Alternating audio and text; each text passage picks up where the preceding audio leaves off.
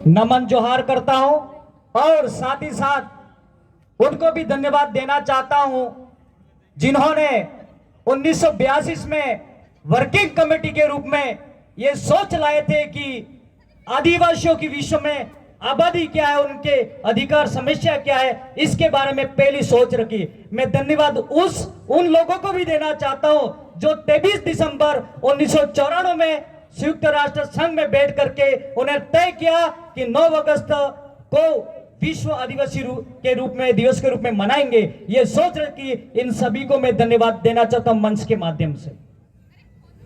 साथियों, अभी तो जो हमारा मेला रेला रास्ते में होगा, पर हम जो भी हैं वो इस मंच को सजाने का काम कर रहे हैं, इस पंडाल को सजाने का काम कर रहे हैं। आप सभी से अनुरोध रहेगा कि आप लोग स्टार्ट से लगाकर इस कार्यक्रम की समाप्ति तक यहां पे इस कार्यक्रम को आप शोभित करेंगे अनुशासित रूप से, यह मैं कहना चाहता हूं मंच के माध्यम से। आप लोगों को पता है कि हर वर्ष 1995 से यह लगातार आधिकारिक रूप से यह 9 अगस्त विश्व आदिवासी दिवस मनाया जाता है। हर साल इसकी कोई थीम होती है और इस वर्ष 2026 की थीम है स्वास्थ्य और उसकी पारंपरिक दवाइयां। आप सभी जानते हैं कि पहले समय में हमारे आयुर्वेद हुए थे, सुश्रुत, चरक, जीवक, ऐसे महान हमारे चिकित्सक हुआ करते थे। लेकिन इससे पहले भी हमारे समाज के अनगिनत और जिसका इतिहास में कोई नाम नहीं है, ऐसे हमारे चिकित्सक हुआ करते थे और आज भी हमारे गांव में हमारी देसी दवाइयों से आज भी उपचार कर रहे हैं। हमें आज जो ये अंग्रेजी दवाई है उसके साथ साथ में समय के अनुसार उसका भी उपयोग लेना चाहिए। लेकिन यदि लंबी उम्र जीनी है तो आप लोगों को हमारी जो पारंपरिक जो दवाई प्रणाली है, चिकित्सा प्रणाली है, उसको फॉलो करना चाहिए। और मैं पढ़ने वाले युवाओं को और जो छोटे बच्चे हैं और जो आज इन अंग्रेजी दवाई पर निर्भर है, उनको कहना चाहूंगा कि हमारे गांवों में हमारे जो चिकित्सक, जो हमारे वृद्ध, हमारे वडील जो है, उनसे अभी भी ज्ञान प्राप्त कर लेना कि कौन सा पौधा कौन सी दवाई में काम आता है, कौन से पेड़ की छाल कौन से दवाई में काम आती है, अभी भी समझ लेना। क्योंकि आने वाले समय कई सालों के बाद वापस उसी जगह पे हमको आना है जहां से हमने शुरुआत करी थी।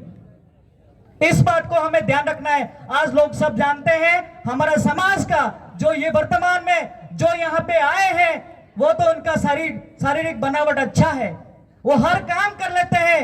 यहाँ पे जो टिकने वाले लोग हैं वो आए हैं, जो नहीं टिक सकते वो नहीं आए, रास्ते में होंगे या घर पे होंगे। तो हमें इस समाज के लिए लड़ने के लिए, इतिहास बनाने के लिए जो हमारे महापुरुष बना के गए, उस आदर्श पर चलने के लिए हमारे में टेका होना चाहिए।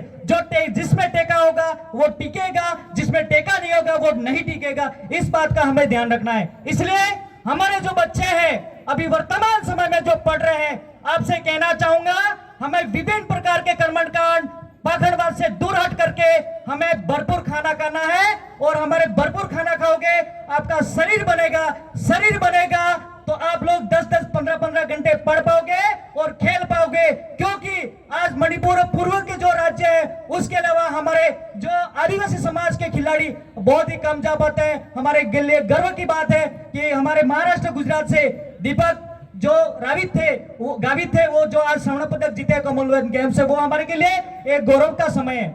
मैं अब शिक्षा की थोड़ी सी बात करना चाहूंगा। यदि याद रखना, शिक्षा अच्छी प्राप्त करना है, 12वीं पढ़ के कॉलेज करके छोड़ नहीं देना है। हमें एमए, पीएचडी, एमफिल ये तक पढ़ाई करनी है तो पढ़ाई की वैल्यू रहेगी। और पढ़ाई के साथ साथ में संस्कार भी होने चाहिए।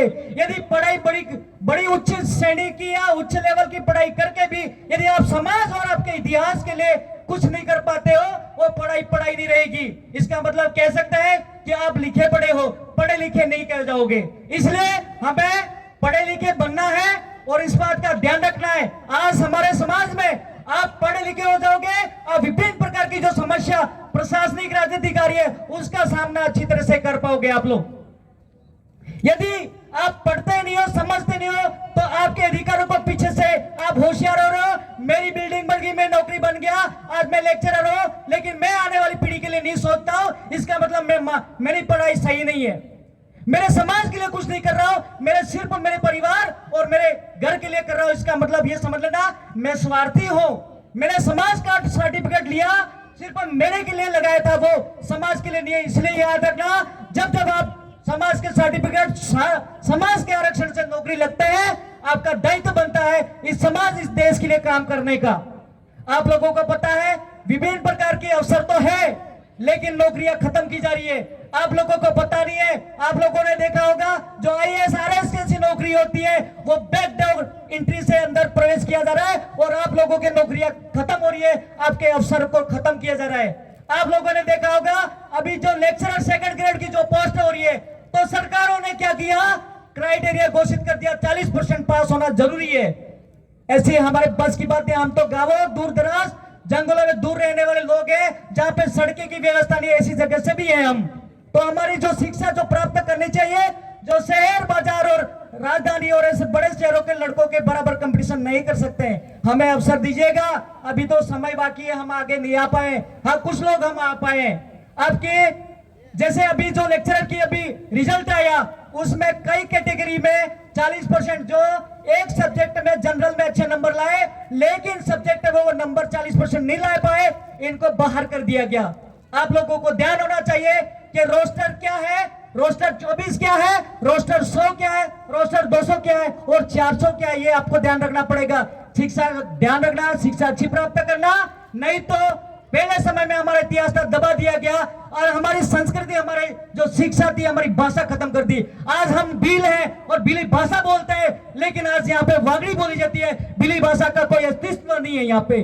आज ऐसा आप लोग जानकार समझदार होते, पढ़े लिखे होते, तो डूंगरपुर डूंगर बरंडा के नाम से होते और बांसवाड़ा बासिया सरपटो के नाम से ऐतिहासिक और प्रशासनिक रूप से सरकारी कागजों में लिखा होता। उदयपुर में उदा खराड़ी होता और जैसे प्रतापगढ़ प्रतिया भील के नाम से होता, चंपानगरी जो चंपाल भील के नाम से होता, लेकिन कई इतिहास ही नहीं है। इसलिए जागो, पढ़ो, लिखो और अच्छा करने की कोशिश करो। आने वाला हम तो जैसे तैसे पढ़ गए और हम ढूंढ ढूंढ के इतिहास को ला रहे हैं, लेकिन आप लोग जरूर आने वाले बच्चों को तैयार करना। वो हमारा इतिहास, हमारी संस्कृति, हमारी भाषा के बारे में अध्ययन करेंगे, PhD करेंगे, लिखेंगे।